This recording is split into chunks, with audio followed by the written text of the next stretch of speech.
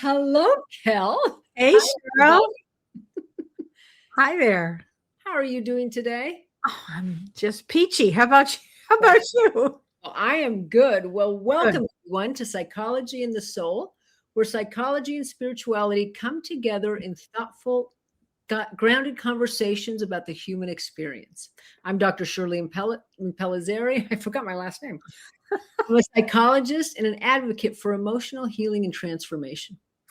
And I'm Kellee White. I'm a spiritual medium and I'm also a psychotherapist. And tonight we are exploring a question that many people quietly ask themselves. And it could be in the middle of the night. It could be after achieving everything that they thought they wanted. Or, Cheryl, it could be after a very serious event in their life. But often, after spending years becoming the person everyone expected them to be, the question is, who am I now? But I think there's an even deeper question, actually. And it goes like this: what if the life you've spent years building isn't actually yours? Yeah. What if the career, the relationship, the identity, could be any of the above, the version of yourself that everyone knows, but was built from survival? Yeah. Maybe not authenticity. So, what if the anxiety that you're feeling isn't because something is wrong with you? What if it's because something inside of you knows it's time? Yeah, yeah.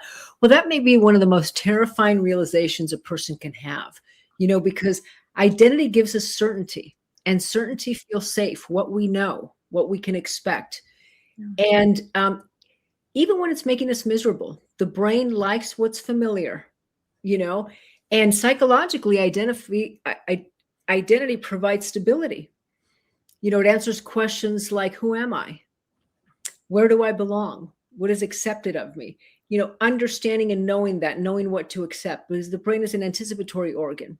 So it anticipates the future by what we know, by the past, But what happens when the questions when the questions and the answers no longer fit? And that's what we're exploring tonight. It's a lot of anxiety, Cheryl. That's what happens. A lot of anxiety. And I want everyone listening to sit with this just for a moment, that if nobody expected anything from you, who would you be? If there were no titles, if there were no responsibilities, if there were no expectations, no need to impress anyone, who would you become?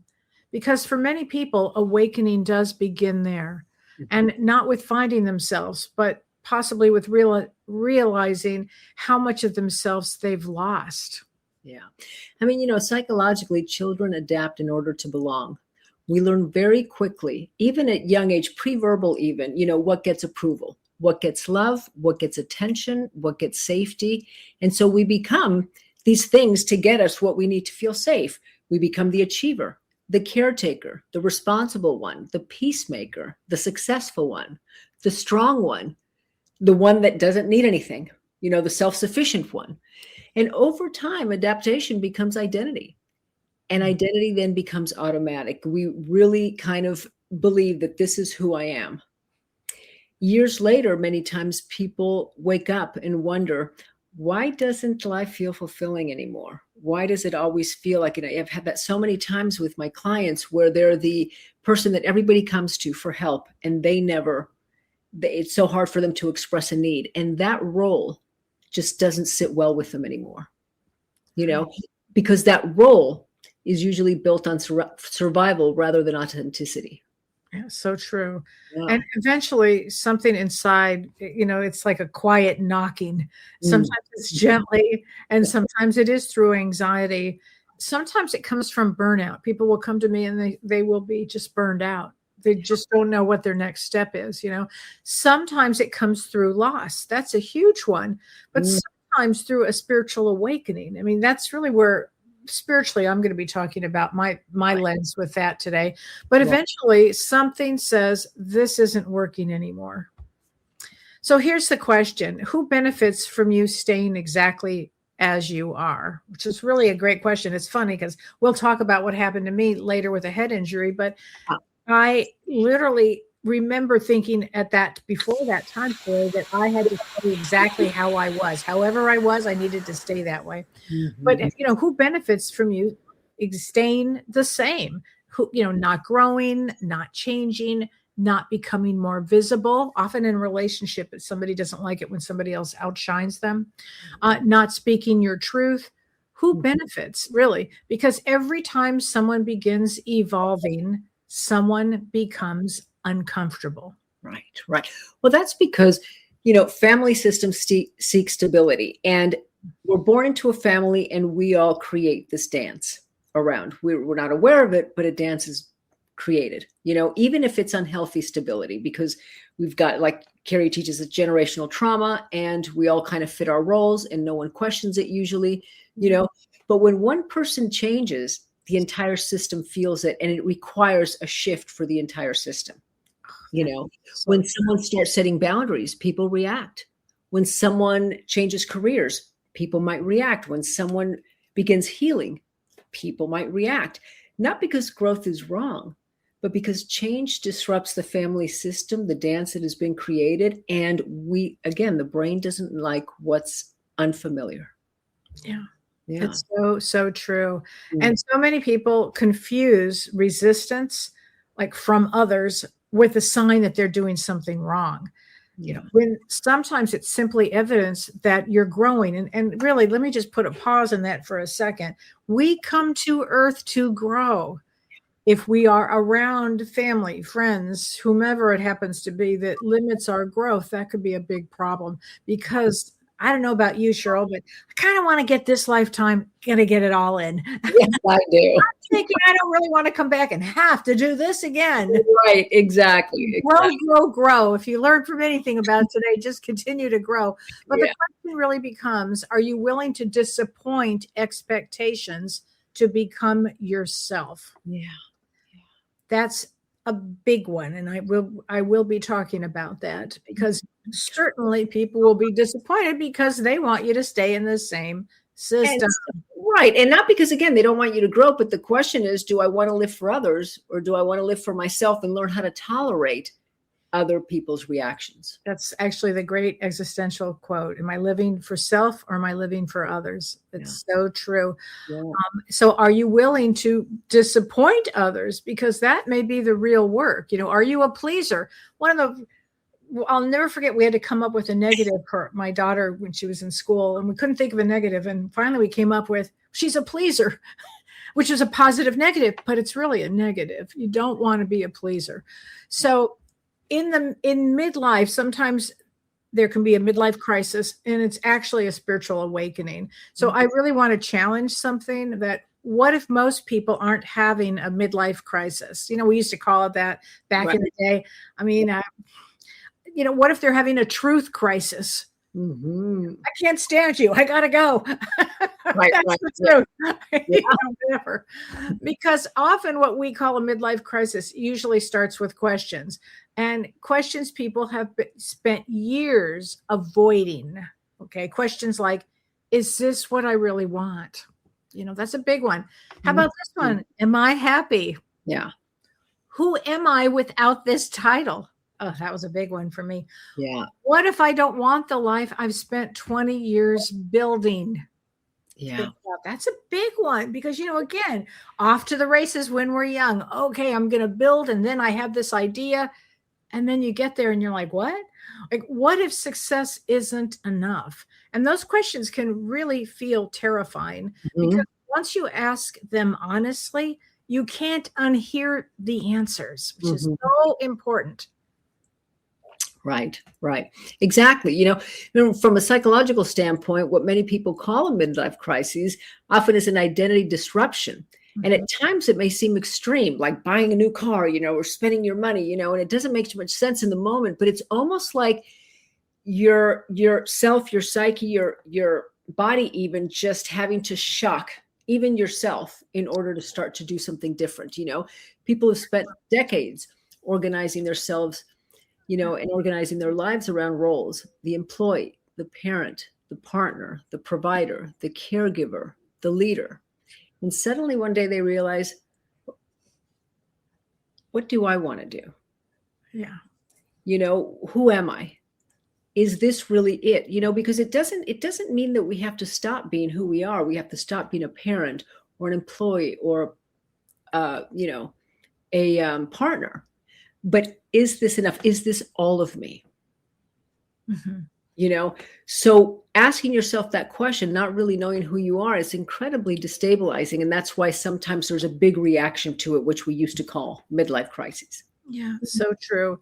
And spiritually, many traditions actually describe this as an awakening. Mm. No, it's to me, it's a shift in consciousness, and you can't it's like the genie out of the bottle. You can't just pop them back in. And it's not because life suddenly becomes easier, because it does not actually, but because the old version of you just doesn't fit any longer. It's like wearing clothes that you've outgrown. You can keep trying to squeeze into them, but eventually they become unbearable. Yeah. And and here's what's important. Questioning your life is not necessarily dysfunction. I mean, not at all. It's curiosity. In many cases, it's growth. The people who never question anything aren't always healthy. They're simply comfortable, or they've fit into a role and they don't want to disrupt anything. And that's fine. That's their journey. But many times growth requires disruption. Yeah. And that causes great fear. Yeah. So some people will just say, oh, no, I'll just stick with what I've got. And perhaps in this lifetime, that is all that they've come to do. I always feel, though, in this particular lifetime, that there's an emphasis in this particular timeline that we're on growth. And so I think a lot of people, especially now astrologically and using Vedic astrology, Jupiter, the largest planet, moved into Cancer on June 1st and exalted in Cancer. And it means the spiritual guru. I think we're going to see a lot of people have spiritual awakenings and awakenings, whether we call them a midlife crisis or some shift in consciousness. I think we're going to see a lot of that. I do. So Shirley, let me ask you something personal. Was there ever a point in your life where you realized the person everyone knows me as isn't who I am anymore? Well, that's an interesting question, Kel. I mean, I'm not sure if it's kind of I always kind of lived my life what I call an emotional autopilot, where I was just kind of going because that's all I knew, right? And I think it was a time, it didn't necessarily look like an emotional crisis, but it was the time when I learned, I've talked a lot about attachment theory. Yeah. And I made sense to myself. I got it. I learned the why of what I do, of why I thought the way I thought, why I did what I did. And I started to make sense. And that was incredible. So yours wasn't then an event. Yours was all of a sudden you took a class, and that class shifted your consciousness. Absolutely. And that's what it was. For me, it was more of a shift of consciousness. And I actually became more comfortable with myself. I made sense. And then I understood myself, and I was able to then go, wait a minute, there's some things that I don't like because of this, because of my experiences as a child, my attachment, and that took me to therapy, to be curious, to then shift the things that I wanted to shift, that I just thought, again, being on emotional autopilot, I just thought this is the way it is, There came a point when I realized that staying the same was actually harder than changing. Yeah. And because I knew too much, that's where they say that term, ignorance is bliss. Once you know, it's just like what you said about the genie in the bottle. Once you know, you can't unknow. Right. And it's so true. And just for the record, everybody, I mean, this could be all about a career reinvention, a divorce, a life transition, professional evolution, or a personal awakening. And I think that for you, that absolutely was it. Yeah. I agree. But Kel, what about you? I mean, because your journey is so unique. You went from corporate executive to medium, which, I mean, that story is just so incredible. It still blows my mind. And that isn't exactly a small shift. I mean, it's you being able to come to terms with it yourself, and then with others. Yeah, I had a real event. I had a real event. I had worked, I thought my life was going to be. I work as hard as I can. I'm a vice president. I'm very excited. I love my life. I'm in a relationship. Everything is good. My child is good. Everything is good. My life is good. I'm so happy. I'm all over the world. I'm traveling. Everything is good. And then I had this massive head injury. But prior to the head injury, I knew exactly who I was. Again, I was a mother. I was a vice president. I was a this. I was a that. I mean, I could just say. So if somebody asked me, who are you, or what do you do? It was like a bum, bum, bum, bum, bum. And that was really, first, second, third chakras. I mean, that's about what I can say about that. But in my mind, that was success for me. So then I had a traumatic brain injury. And from that moment, because I lost everything, I lost my home, I lost my daughter, I lost my career, I lost everything that you can imagine, everything. And I lost the worst thing for me, which was I lost my sense of self. Yeah. And that sense, I actually wrote my master's thesis on that in grad school later, but that loss of sense of self is that identity collapse.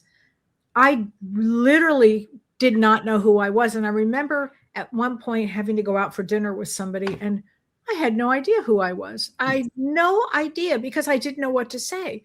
I see dead people on occasion. I mean, what? I had no idea, but for me, it would have taken this to literally shift my consciousness, because my consciousness was, it was nothing the way it is now. It's a completely different person than I was here. But so for me, that was a huge deal, because I had to leave everything that I knew.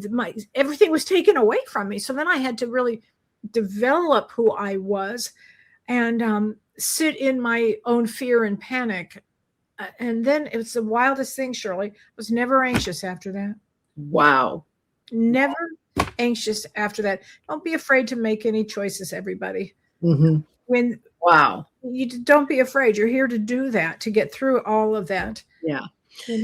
Well, I think that that's so important what you're saying, because reinvention, or really figuring out who you are, isn't always about becoming someone new.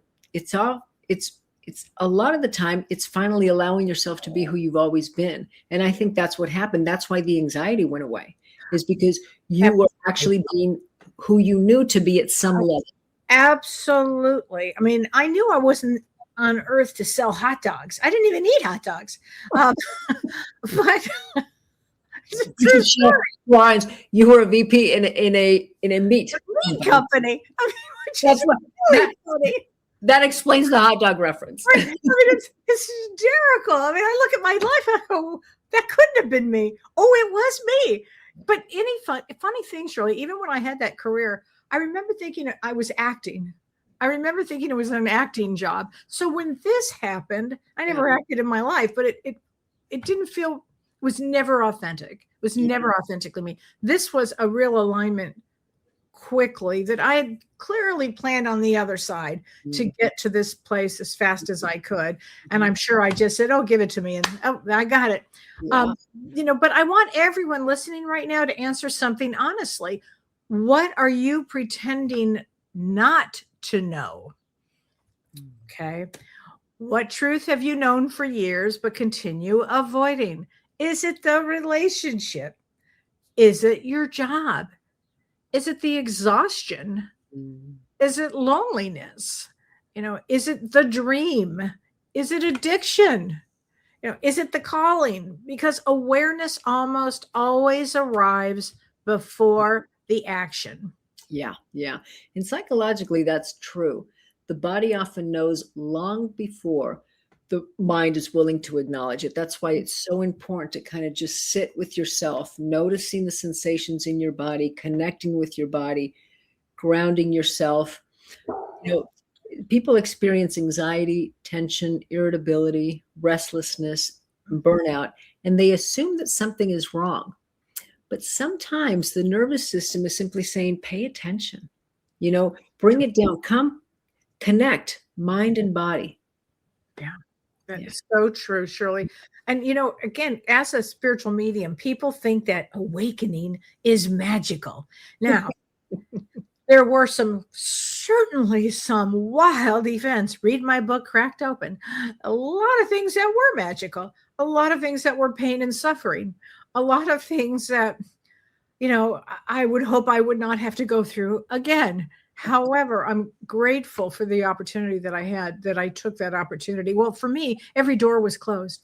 I was screaming, let me have my old life back. Please, God, let me have my old life back. I like flying on private planes. Please, can I have that life back? No, you cannot. Oh, you're going to lose everything. I can't, huh? No. Yeah. And so I wasted some time, fretting and being pissed off about that, and then sobbing, and then really sobbing about that. And then I just let go of everything. And they said, all right, God, I clearly have a plan for me, but again, sometimes it does feel uncomfortable when you go through this. And sometimes it feels like grief. And for me, there was a lot of grief with that, because I was grieving the life that I had and that I thought that I had worked so hard for. I had no idea. On some level I did, and on some level I didn't know that this life was possible, that I was going to have. Yeah, absolutely. Because grief isn't just about losing people. It's about the ending of something, in our lives. So it could be anything. We use it. We always call grief when we lose a loved one, but it's also the ending of something, so people can grieve identities. They can grieve dreams. They can grieve expectations. They can grieve beliefs that they thought they had that now all of a sudden they're transitioning. They can grieve versions of themselves. It's important to grieve what you knew, what was, what's ending, in order to leave room for the acceptance of what's coming. Really well said. That's very, very true. That's part of the transformation. Oh, absolutely. Absolutely. So let's talk about something that nobody talks about. And everybody talks about the fear of change, right? Because again, I could go through that, a lot. But nobody talks about the cost of staying the same. Yes, because that's an important factor right there. It's so important. We never really think about that piece of it. It's one of the most important conversations that we can have, because yes, change is uncomfortable. It will always be uncomfortable, but remaining, inside an identity you've outgrown has consequences too. It can often create chronic anxiety, emotional numbness, depression, burnout, resentment, loss of creativity, loss of purpose. So staying the same and not shifting and not changing can actually cause, a lot of ailments that we don't realize that it's because of that. So true. Oh my gosh. And I think actually, Shirley, that's where many people are today with that. I think they are exhausted, and not because they are doing too much or not, but because they're carrying versions of themselves maybe that no longer fit anymore. And that's very heavy. Yeah. Because what happens is, as we've been saying, at some point the body knows it. And so there's this like internal struggle that you may not be fully aware of, but that's exhausting, where you're being someone who is not fully you, is not truly your identity. The nervous system can tolerate change. It's uncomfortable, but it can certainly tolerate change. What it struggles is with chronic contradiction, like we were talking about, living one life externally, but wanting something else internally. And there's that tension. Yeah. That is so true. Well, then the question becomes, what is the cost of continuing to abandon yourself? So, because eventually that bill comes due, and often it arrives as burnout again, or anxiety, or disconnection. I've had a lot of people say to me, I don't feel connected, or a crisis. And sometimes crisis isn't the problem, but look at it as possibly the invitation. I mean, you're living proof. Literally, and it's funny, if I think of how my life was before 2000, I don't know if I could have continued that kind of acceleration. And it was insane way to live, and I would have burned me out. But I just want to ask a question that may challenge the way people think about burnout, because what if burnout isn't always about doing too much? What if burnout is about abandoning yourself for too long? Wow. So think about that. Yeah. I think that there are people listening tonight who are exhausted, not because they're weak and not because they're incapable, certainly not that. And not because you're broken. You may be exhausted because you've spent years saying yes when you mean to say no. So years choosing obligation over authenticity. And remember, we really want to align with being authentic in this lifetime. Years becoming what everyone else needed them to be. And eventually the soul begins protesting. Oh, I like that. The soul protests. Yeah, absolutely. It's actually a really profound distinction, because many people assume burnout comes solely from workload, from working too much, from Yeah. doing too much. But what often creates the deepest exhaustion is living a contradiction, because that causes this inside all the time. The nervous system is constantly working when you're suppressing emotions, suppressing needs, suppressing truth, suppressing identity. This creates an emotional, psychological strain. I remember I was working with someone who had a lot of anxiety, and what we discovered is what was underneath anxiety was anger that they were suppressing. Anger, in this case, of exactly what we're talking about, of not living the life that they wanted to live, always living towards the expectation of their parents, and though they were suppressing anger, and that was showing up as anxiety. Right. It's so true. And I have to read this comment. Staying the same is safe. Staying in a cocoon is safe also, but you will never know what it's like to transform from a caterpillar into a butterfly if you do not leave the cocoon. That's very true. Very true. I love that. Yeah. And the scary part is that surely most people don't even recognize it because they're functioning. And everything right now is so sped up anyway, so fast. Yeah. So you're working, you're showing up, you're paying your bills, you're taking care of everyone, but internally you maybe feel that disappearing kind of a feeling. Yeah, exactly. But we always have the body. The body will always excuse me, the body will always speak louder if the mind isn't listening. The body begins to communicating when the mind refuses to acknowledge, through anxiety, through fatigue, through depression, through physical symptoms when we get sick. The body often becomes the messenger. And so it's so important to be curious. Even when you get sick, it's not just, oh God, a cold's going around and I got a cold. What might your body be communicating to you? Right. Well, and here's a question that may feel a little bit controversial, but are some people being diagnosed when they're actually experiencing some sort of a disconnection?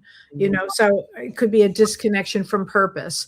Are you depressed? And then you're given medication for that. Is there a disconnection from meaning? And is there a disconnection from themselves? I mean, it really goes to the old existential question, Right. Yeah. Yeah. Absolutely. I mean, and it's a nuanced conversation. Mental health diagnoses are important. They save lives. They create access to treatment and support. They give, they let you know it's like an answered question you never knew you had. Kind of like when I discovered, not that attachment in any way is a diagnosis, but I understood myself, and that was so important.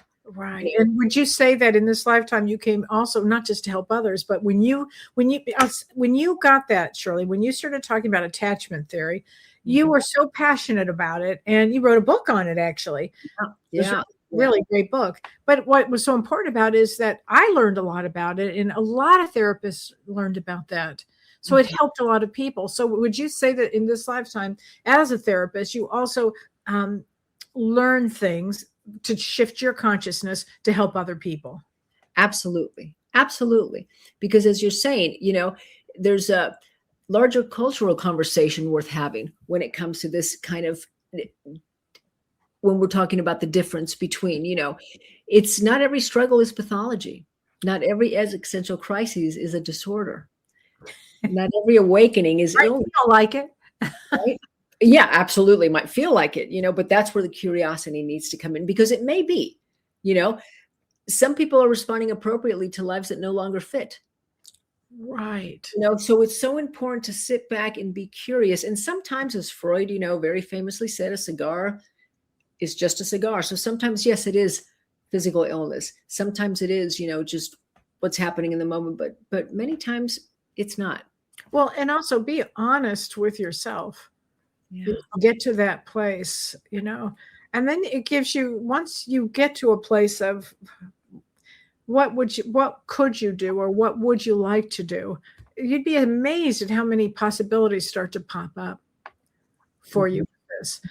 And that's where I think, again, it goes to your word, Shirley. Every time I hear the word curiosity, I think of you. Because when somebody says, I don't know who I am anymore, and believe me, I've had many people after crises come in, after trauma events come in and say, I don't know who I am anymore. Okay, let's explore this. I'll help you through this. And I'm really good at that, getting people to know who they are, to know thyself. Because again, we come to earth at this particular time to really grow and change and evolve. Yeah. So I don't know who I am anymore. The answer isn't always what's wrong with you. Okay, sometimes the answer is just tell me what you're discovering.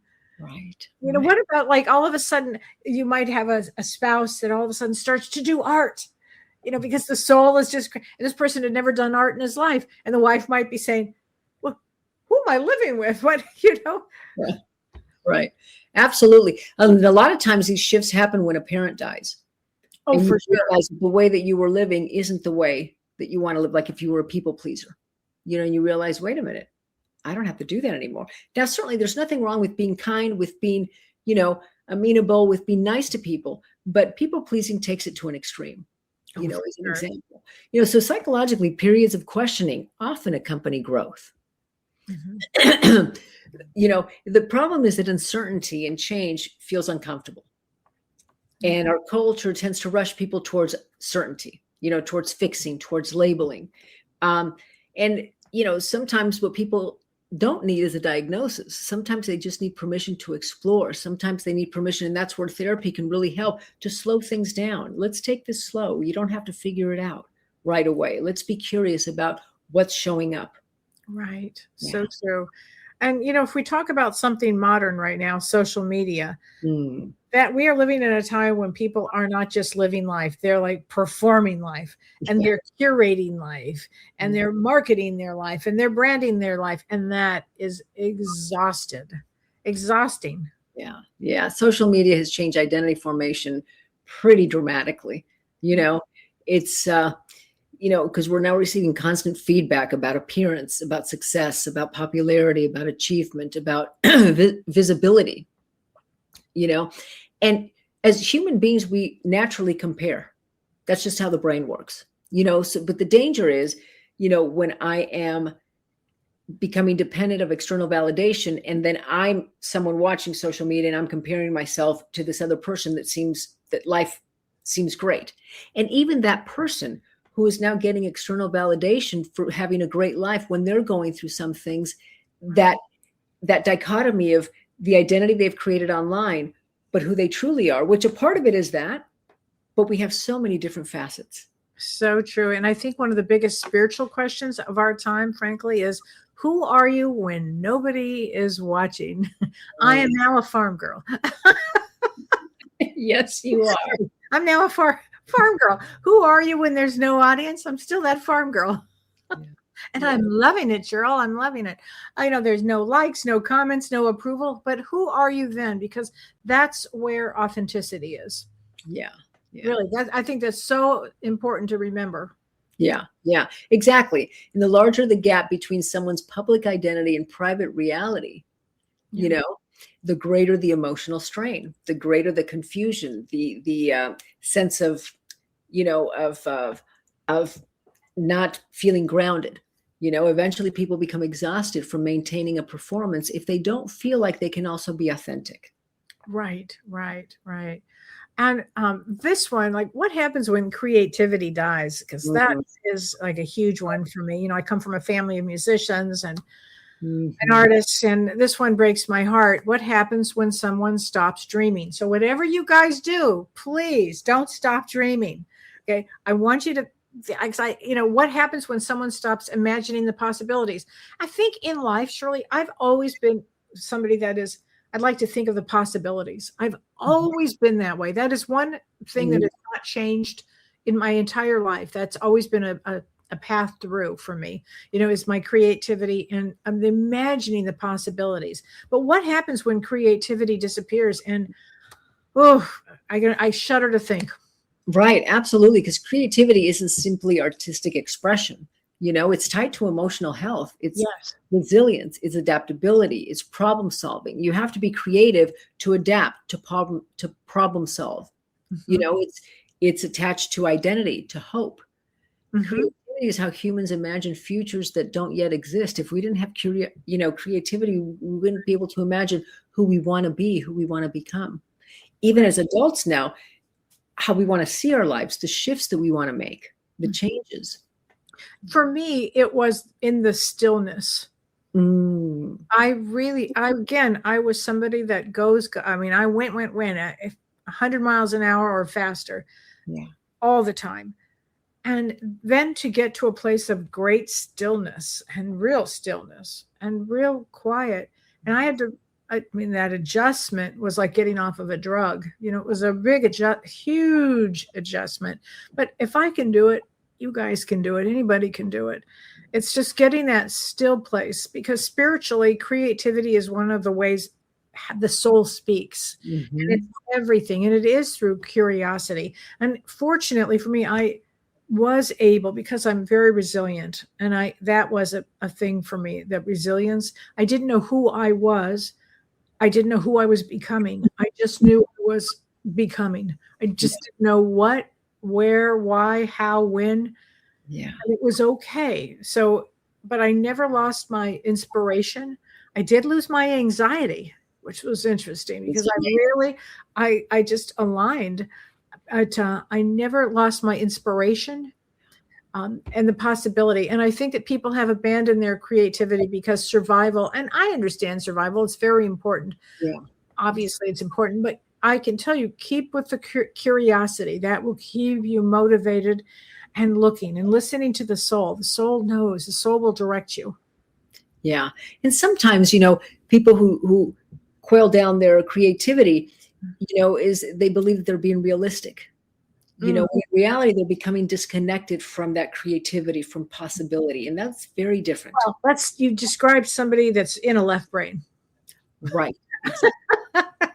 What if we could just move that over to the right just a little? And completely living in your left brain, being that is, that's been your thing. Survival adaptability. It's how you survive when there wasn't that emotional, nurturing connection. You just kind of said, oh no, shut that down, and you moved into your left brain. And so you become very pragmatic, very realistic, very rational, very, and it does take curiosity, when I learned all of this, to think, wait a minute, how might I be feeling about this? What might my emotions be? And really getting connected to start. And you did that, Shirley, for you, particularly because you were very left brain.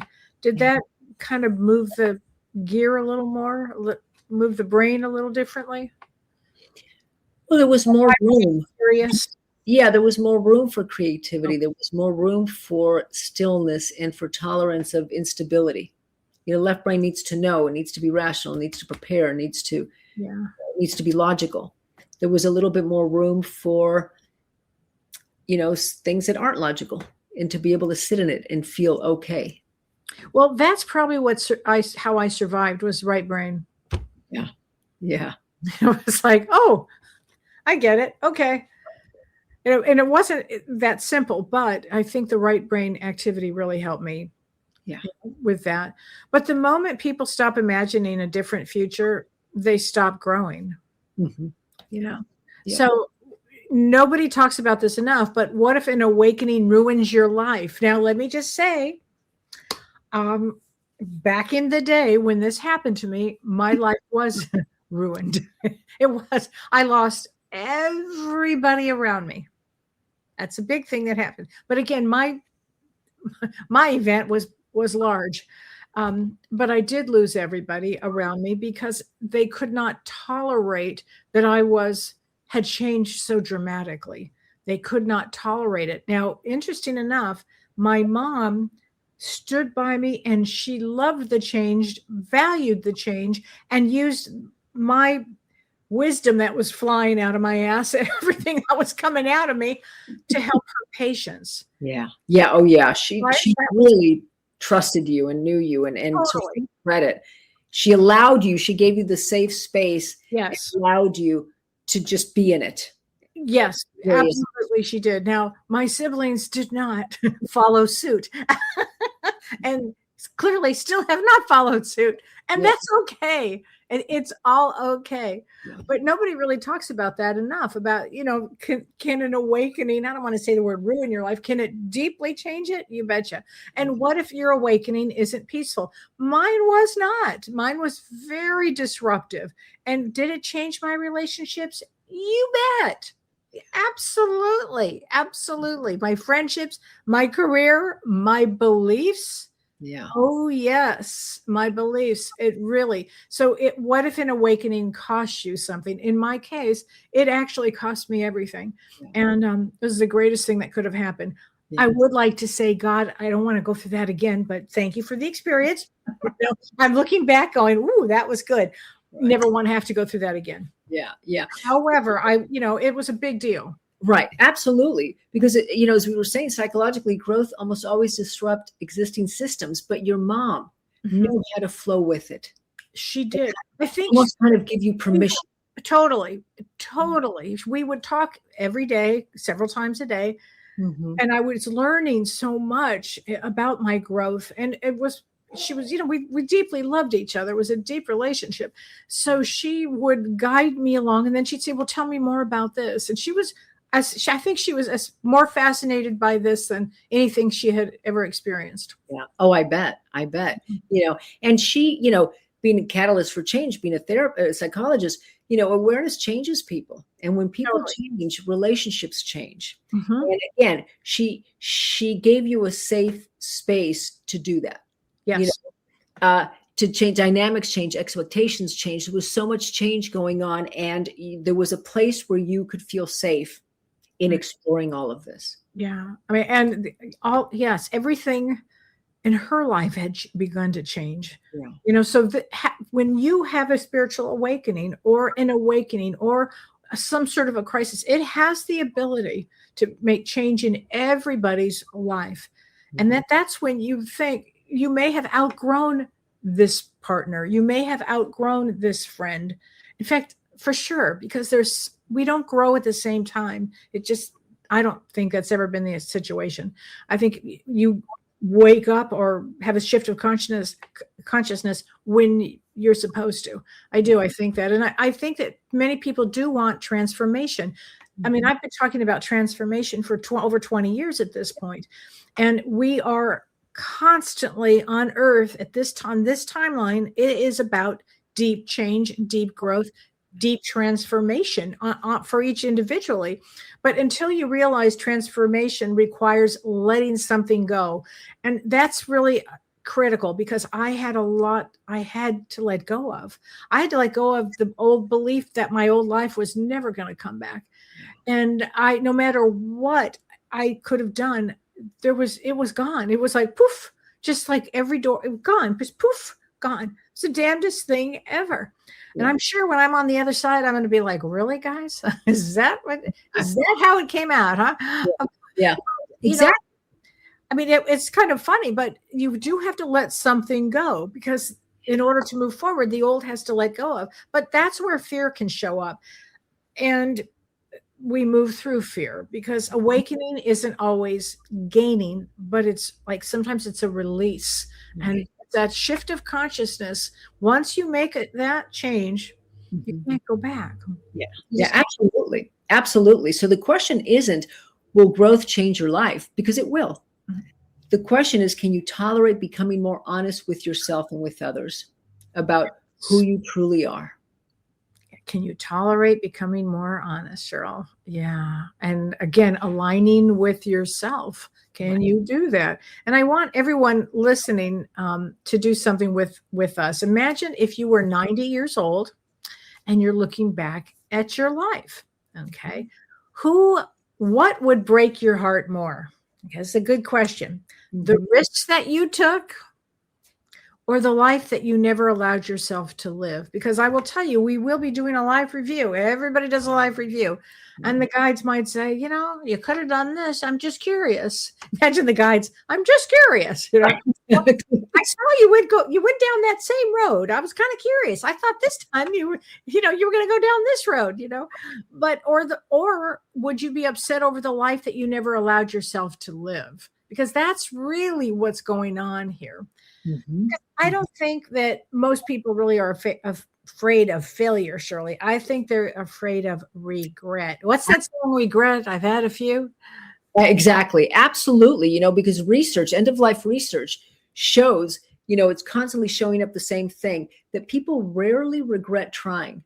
They regret not trying. They regret not speaking, not loving, not creating, not becoming, not trusting themselves. I'll never forget one time, one of my patients, he was really afraid to ask this girl out. And his dad said the wisest thing. He goes, which is exactly what question that you were asking, Kel, on your deathbed, do you want to be on your deathbed thinking, thank God I didn't take the risk and ask that girl out in case she said no?